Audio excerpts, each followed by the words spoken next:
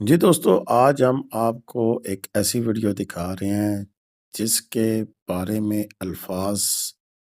یعنی کہ دوسرے لفظوں میں اسے لفظوں میں بیان کرنا مشکل ہے۔ ہمارا سفر جاوید بیگ صاحب کا سفر جو کہ ہمارے سبسکرائبر ہیں، علی آباد سے شروع ہوگا اور 175 کلومیٹر دور جہاں زمین آسمان سے ملتی ہے یعنی کہ کھنجراب پاس، اس کی مکمل معلومات پر مبنی یہ ویڈیو ہوگی۔ ویڈیو اینڈ تک دیکھیے گا، انشاءاللہ آپ کو ایسی معلومات اس سے قبل نہیں دستیاب ہوں گی۔ السلام علیکم ورحمۃ اللہ وبرکاتہ۔ اللہم صلی علی محمد وعلی آل محمد کما صلیت علی ابراہیم وعلی آل ابراہیم انک حمید مجید۔ اللہم بارک علی محمد وعلی آل محمد کما بارکت علی ابراہیم وعلی آل ابراہیم انک حمید مجید۔ لدادات رد و سلام بے شمار رد و سلام میرے اور آپ کے پیارے تے سونے تے منمونے آقا حضرت محمد مصطفیٰ صلی اللہ علیہ وآلہ وسلم پر، آپ کی آل پر اور آپ کے اصحاب پر۔ دوستو، یہ اس وقت گاڑی رواں دواں ہے اس راستے پر جس کا مقصد آپ کو ایک ایسی جگہ پہ لے جانا ہے جہاں زمین اور آسمان لگتا ہے کہ ایک طرح سے مل جاتے ہیں۔ جی ہاں، آج ہمارا سفر ہے کھنجراب پاس کا، اور یہ حالیہ سفر ہے، کوئی پرانی ویڈیو نہیں ہے۔ گزشتہ روز یعنی کہ 27 مارچ 2026 کو جاوید بیگ صاحب اور ان کی فیملی اس سڑک پر رواں دواں تھے، یعنی کہ شارع کراکرم پر، اور یہ سڑک جا کر آخر مکمل ہوتی ہے کھنجراب پاس تک۔ راستے کے دل فریب منظر بھی آپ دیکھیں گے، لیکن ساتھ ساتھ آج میں لے کے آیا ہوں آپ کے لیے معلومات کا وہ خزانہ جو کہ نارملی بہت کم لوگ آپ کو بتاتے ہیں، کیونکہ آج ہم اس ویڈیو میں نہ صرف اس سفر کی خوبصورتی دیکھیں گے، لیکن بلکہ آپ کو وہ تمام معلومات دیں گے جو کہ ایک یادگار سفر کے لیے ضروری ہیں۔ سب سے پہلے تو اگر جب آپ نے سفر شروع کرنا ہے تو ڈیفینیٹلی جب آپ منزا پہنچ جائیں گے، یا تو آپ علی آباد میں رکے ہوں گے اور یا پھر کریم آباد میں رکیں گے۔ وہاں پر صبح صبح جب آپ اٹھیں تو کیونکہ 175 کلومیٹر کا جو فاصلہ طے کرنا ہے، تو ایسے میں پھر آپ نے گاڑی کو ضرور چیک کرنا ہے۔ شارع کراکرم ایک عالمی معیار کی سڑک ہے۔ یہاں 1000 سی سی سے اوپر کوئی بھی گاڑی کرولا، سیوک، سپورٹیج آسانی سے جا سکتی ہے، لیکن اگر آپ کی گاڑی کا انجن فٹ ہے تو میران اور ویگنر بھی ہمت نہیں ہارتی۔ بس یاد رہے کہ سست کے بعد چڑھائی بہت زیادہ ہے، اس لیے گاڑی کے بریک اور کولنگ سسٹم کو علی آباد میں ہی چیک کر لیں۔ راستے میں بہت خوبصورت گاؤں آتے ہیں، ضروری نہیں کہ میری ویڈیو ان کے ساتھ میچ کر رہی ہو، اور جہاں جہاں سے یہ سڑک گزر رہی ہے وہیں وہیں پہ وہ جو گاؤں ہیں جن کے بارے میں بتا رہا ہوں، لیکن میں آپ کو کوشش کروں گا کہ راستے کے اتنے خوبصورت مقامات ہیں، ایسے میں ایک آپشن تو یہ بھی ہو سکتی ہے کہ آپ علی آباد سے نکلیں اور آگے راستے میں کہیں پھر کسی گاؤں میں بہت سارے گیسٹ ہاؤسز موجود ہوتے ہیں، تو وہاں پر بھی قیام کریں تاکہ آپ راستے کے تمام جو اس کی تاریخی پہلو ہے وہ بھی دیکھتے ہوئے جائیں۔ علی آباد سے نکلتے ہی پہلا جو اہم مقام آتا ہے وہ گنیش ہے۔ گنیش یہ ہنسا کی قدیم ترین بستی ہے۔ یہاں کی خاص بات آلڈیکس یا مقدس چٹانیں ہیں۔ ان چٹانوں پر 2000 سال پرانے کتبے اور نقش و نگار موجود ہیں جو یہ بتاتے ہیں کہ یہ راستہ صدیوں سے شارع ریشم کا حصہ رہا ہے۔ یہاں بدھ مت کے پیروکاروں کے چھوڑے ہوئے نشانات آج بھی تاریخ دانوں کو حیران کرتے ہیں۔ یہ تو شاید ٹورسٹ کے لیے اتنی اٹریکشن نہ ہو کیونکہ ہمارے لوگ اس طرح کی چیزوں کو دیکھنا پسند نہیں کرتے، لیکن آپ سب کے لیے اس سے اگلا پوائنٹ بڑا زبردست ہے، وہ ہے عطا آباد جھیل اور گلمرگ کا غسل۔ تقریباً 20 کلومیٹر بعد جب آپ لوگ پہنچتے ہیں عطا آباد جھیل، 2010 کے سانے سے جنم لینے والی یہ جھیل اب پاکستان کا ایک اہم ٹورسٹ پوائنٹ بن چکا ہے۔ اس کے بعد یہاں سے نکل کر ہم گلمت میں داخل ہوتے ہیں۔ یہ گجال اپر ہنزا کا صدر مقام ہے۔ گلمت کی تاریخ سینکڑوں سال پرانی ہے۔ یہاں کا اولڈ ہاؤس اور ثقافتی ورثہ آپ کو ماضی کی سیر کرواتا ہے۔ یہاں کے لوگ وقی زبان بولتے ہیں جو اس علاقے کی پہچان ہے۔ اس سڑک پر آپ کو پہ در پہ بہت ساری سرنگیں اس طرح کی ملیں گی، یعنی کہ وہ کنکریٹ کے پل بنے ہوئے ہیں جن کے نیچے سے آپ گزرتے ہیں، اور کچھ پہاڑوں کے اندر سے بھی آپ گزرنا پڑتا ہے، جیسا کہ عطا آباد کے قریب 2 بڑی سرنگیں ہیں جو کہ عطا آباد جھیل کے بعد بنائی گئی کیونکہ اس کے بغیر وہاں سے گزرنا ممکن نہیں تھا۔ اس کے بعد اگلا جو پوائنٹ آتا ہے وہ ہے ثانی پل اور پاسو کونس۔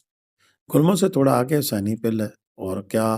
اس میں میں اتنی سمجھتا ہوں کہ جن جن کی ہمت ہوتی ہے وہی اس لکڑی کے تختوں والے پل پر چل سکتا ہے، اور اس کے فوراً بعد ہی آتے ہیں پاسو کونس۔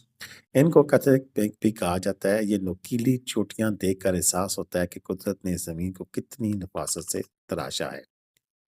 اب اس سے آگے جو مین پوائنٹ ہوتا ہے سست، جسے کہتے ہیں سست چیک پوسٹ بھی ہے، اور یہاں پر آپ کو اپنا اندراج بھی کرانا پڑتا ہے۔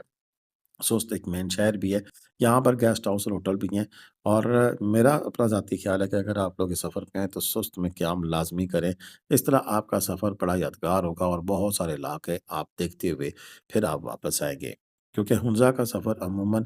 لوگ 3 سے 4 دن میں کرنے کے خواہ ہوتے ہیں۔ اور یہ دیکھیں یہ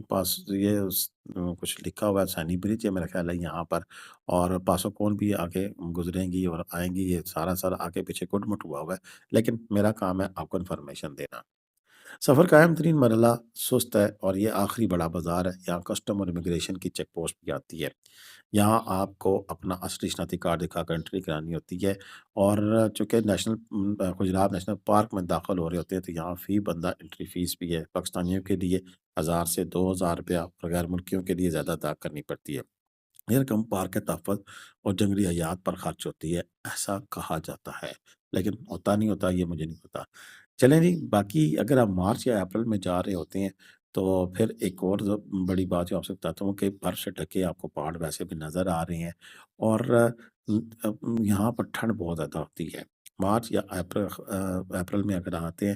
تو تیار ہو کر آئیں، اور ملیح آباد میں تو بہار آ گئی ہوتی ہے، یعنی چیری بلاسم کا موسم شروع ہو جاتا ہے، لیکن یہاں پر اوپر جو حرارت ہے وہ -15 تک چلا جاتا ہے، کیونکہ یہاں پر لائی برفباری ہونا معمولی سی بات ہے۔ یہاں پر آپ گرم کپڑے لازمی پہن کے آئیں، سویٹر اور واٹر پروف جیکٹ، اور دھوپ سے بچنے کے لیے سن گلاسز، اور کیونکہ یہاں پر اکثر ایسا ہوتا ہے کہ آپ کو برف کے اوپر سے پڑ کر سورج کی چھوائیں جو آتی ہیں اس سے آنکھوں کے لیے بیماری کافی زیادہ پھیلنے کا خدشہ ہوتا ہے، اور اس کے علاوہ آکسیجن کا پرابلم بھی ہو جاتا ہے، تو لہٰذا اپنی طرف سے پوری طرح تیار ہو کے آئیں، اور جو سا ہے وہ ایسا نہیں کرنا کہ آپ نے کوئی چیز اصل کو نہ چھوڑ دیں جس کی وجہ سے آپ کا سفر جو ہے وہ اس کی خوبصورتی میں کمی آ جائے۔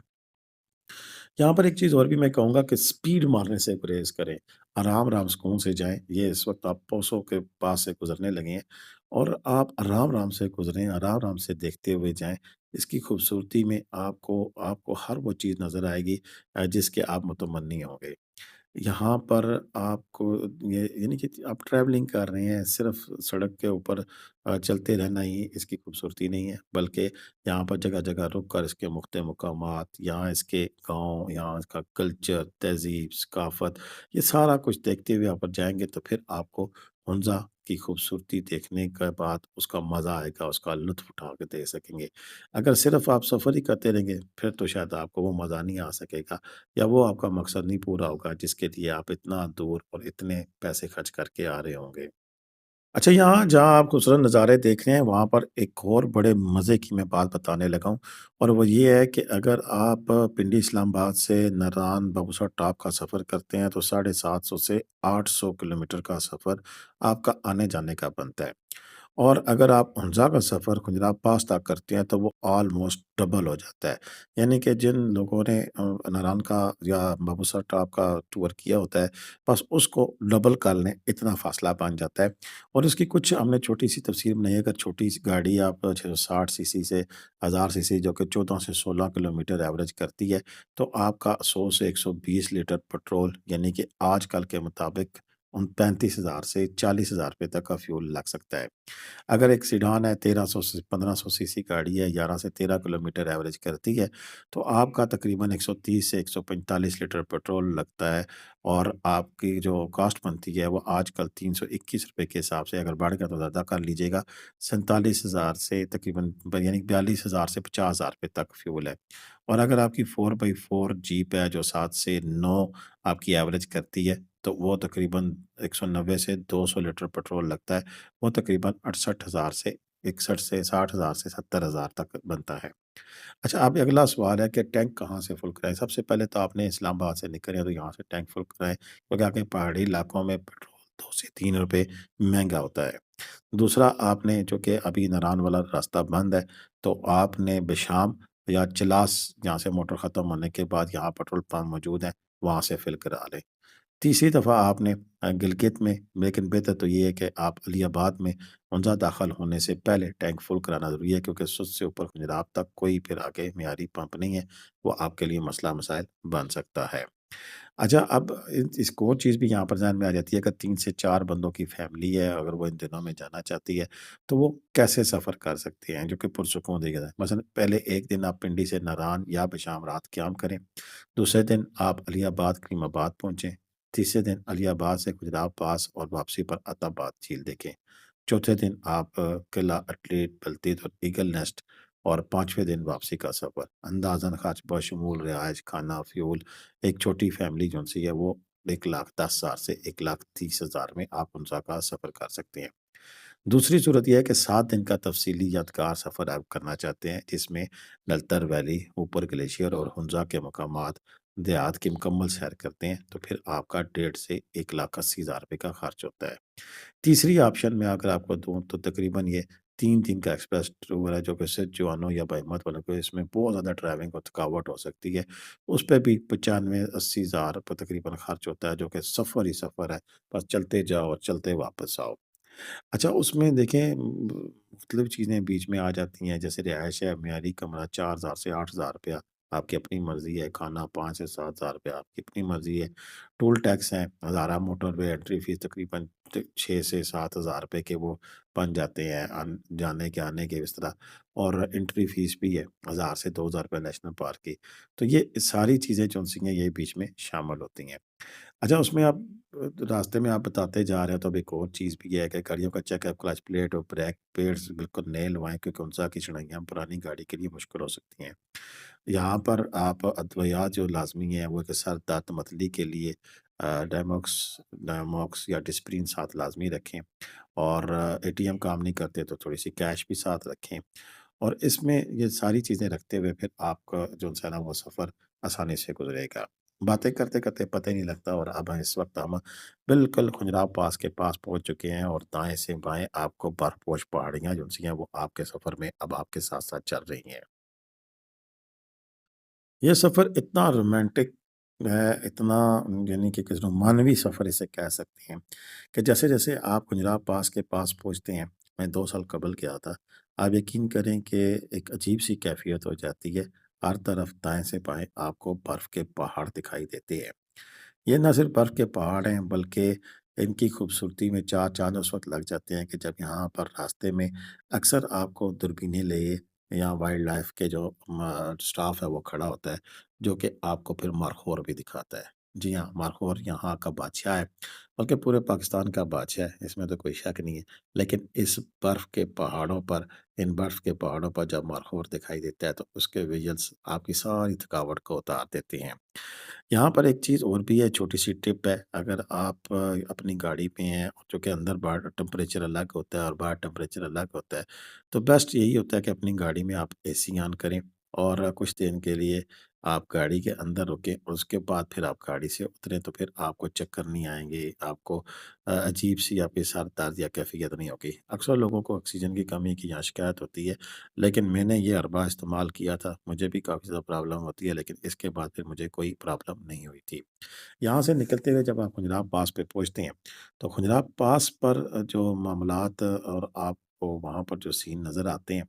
वो इतने ही खूबसूरत होते हैं कि आप यानी कि बात तो कर नहीं सकते, वहाँ पर ठंड इतनी होती है, कांपे टाँट जाती हैं। लेकिन ये है कि आप अ, वीडियो ज़रूर बना सकते हैं, तस्वीर ज़रूर बना सकते हैं, और कँपकँपी सी जो आपको तारी होती है, अगर आपने प्रॉपर बंदोबस्त किया हुआ है, कपड़े आप इस तरह के पहन के, फिर तो कोई इश्यू नहीं होता है। यहाँ आप जब आप पहुँचते हो, तकरीबन 4,693 मीटर की ये बुलंदी है। ये पाक चीन सरहद है, यहाँ सर्दियों दिसंबर से मार्च में बर्फ़ की वजह से बंद रहता था, लेकिन अब खुला रखने की पूरी तरह कोशिश की जाती है, क्योंकि ट्रेड का बहुत बड़ा ये एक सेगमेंट है, पाक चाइना ट्रेड यहाँ से होती है, और अप्रैल में ये तकरीबन खुल जाता है। نارملی اگر بند بھی ہو جائے، یہ دنیا کا بلند ترین پختہ بارڈر ہے، یہاں نیشنل بینک دنیا کا بلند ترین ATM بھی موجود ہے، اور اس میں یہاں پر آپ یہ بھی رکھیں کہ اپنے ساتھ آپ پانی اور ڈرائی فروٹ بھی رکھیں، کیونکہ یہاں وہاں کا مقامی ڈرائی فروٹ ساتھ جو ہے وہ لوگ اسی لیے کھاتے ہیں کہ یہاں پر رہ کر پھر آپ کو کوئی اتنی زیادہ سفیکیشن نہیں ہوتی ہے۔ خوبصورت نظارے آپ نے انجوائے کی ہیں، اور میری کوشش ہوگی کہ میں ایک الگ سے صرف اس کا جو سفر ہے، جو کھنجراب پاس کے قریب کا سفر ہے، وہ الگ سے بھی ایک ویڈیو بناؤں۔ آج کی ویڈیو میں نے کوشش کی کہ جتنے ممکن ہو سکتا تھا کہ میں کلپ شامل کروں، جتنی ممکن ہو سکتا تھا تو معلومات شامل کروں۔ آپ کو ویڈیو کیسی لگی اس کے بارے میں اپنی رائے کا ضرور اظہار کیجیے گا۔ اب تک کے لیے اتنا ہی تھا۔ کمنٹ کرنا، لائک کرنا، شیئر کرنا بالکل بھی مت بھولیے گا، اور جاوید بیگ صاحب کا شکریہ ادا کیجیے گا کمنٹس میں کہ انہوں نے بڑی زبردست کلپنگ بنا کے بھیجی، اور اپنے ٹور میں سے ہمارے لیے وقت نکالا، آپ سب کے لیے وقت نکالا، یہ بہت بڑی بات ہوتی ہے، اور یہ یقیناً یہ آسان نہیں ہوتا کہ اتنی لمبی لمبی ویڈیو بنا کے بھیجنا، یہ انہی کی محبت ہے، تو میں سلوٹ پیش کرتا ہوں سر، آپ کا بہت بہت شکریہ۔ اسی اسنا میں انہوں نے ہمیں کھنجراب پاس پہ پہنچا دی ہے، اور میری ویڈیو کا بھی تقریباً اختتام ہو رہا ہے۔ دوستوں سے گزارش یہ ہے کہ وہ اپنی رائے سے اظہار ضرور یہ بھی کیا کریں کہ آپ کو آنے والے دنوں میں کس علاقے کی کیسی ویڈیو چاہیے، تاکہ اس حساب سے ہم وہ ویڈیوز بھی تیار کیا کریں، تاکہ آپ کو آپ کے مطلب کی ویڈیو مل سکے۔ ویڈیوز کوالٹی اتنی زیادہ اچھی نہیں ہوتی ہے، جس کی وجہ یہی ہوتی ہے کہ کبھی کس کیمرے سے، کبھی کس موبائل سے بنی ہوئی ہوتی ہیں، جب ہم تک پہنچتی ہیں تو کافی سارے پکسل ڈراپ ہو چکے ہوتے ہیں۔ بس اتنا ہی آپ لوگوں کے لیے میں کہوں گا کہ آپ لوگوں کی محبت ہے کہ میری یہ ٹوٹے پھوٹے الفاظ اور کوئی اتنی زیادہ اچھی ویڈیوز نہ ہونے کے باوجود آپ بہت زیادہ سپورٹ کرتے ہیں۔ بس ان دنوں میں تھوڑی سی ریچ کا میں آپ سے درخواست ہے کہ ویڈیو مکمل دیکھا کریں، اور ساتھ ساتھ کمنٹ لازمی کریں، کیونکہ یوٹیوب کا جو آج کل کرائٹیریا ہے وہ دیکھتی ہیں کہ اگر آپ کمنٹ کر رہے ہیں تو پھر تو وہ سمجھتے ہیں کہ اس ویڈیو میں جان ہے، اگر کمنٹ نہ کر رہے ہوں تو وہ سمجھتے ہیں کہ شاید ویڈیو فارغ بنی ہوئی ہے، تو لہٰذا میں دیکھوں گا یہ ویڈیو میرے کون سے دوست دیکھتے ہیں۔ میری کوشش ہوگی کہ آگے کسی ویڈیو میں آپ